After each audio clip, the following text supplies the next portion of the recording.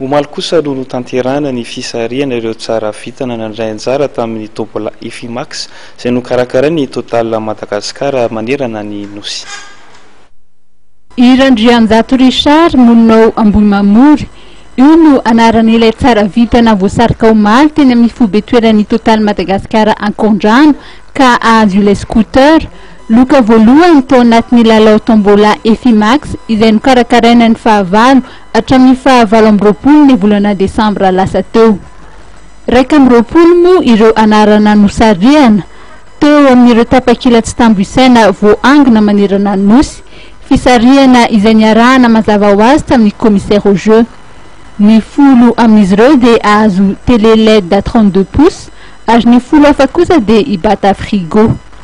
Raha ny voalazan'ny tale général Total Madagascar Laurence Touf dia fanizana trano ny votoatin-kevitra Efimax tafiditra ao anatin'ilay pecade ny Total ny lalao izay nokarakaraina.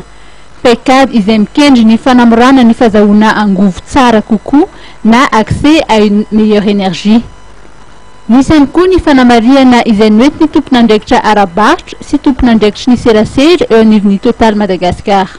Ny Tombola Efimax aloha zany dia natao mbola loza natao fahafantarana ny daholobe ny Total Efimax izay solika avo kalitao, izany hoe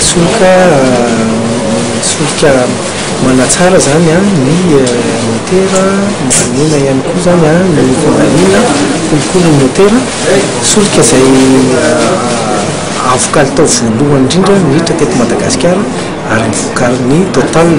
Anisan'ireo vokatra vaovao tamin'ny taona 2014 ny Efimax ary mbola maro ireo tolotra anomezana fahafampony mpanjifa amin'ny taona 2014 ity.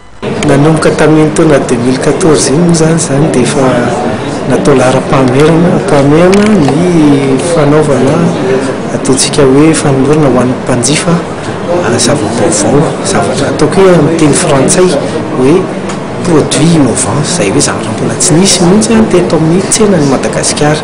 Anisan'izany moa zany Total Efimax tamin'ny 2014 amin'ity taona 2015 ity dia mbola mampanantena ny mpanjifa malagasy fa mbola hisy zava-baovao hafatra matolotr'iry ny Total ho antsika mpanjifa. Raha ny fantatra moa dia manodidina ny 70 eo ireo tompy fivarotana solika Total manerana nosy amin'izao. Iny fanadidiny no entiko manakatona ny vaovao antsika tamin'ity androany ity, akasitrahana fenao mbola nanaraka hatramin'ny farany vaovao antsika tamin'ity androany ity. Ometraka ny veloma mandram-peo ary tompoko lasy tompoko vavy.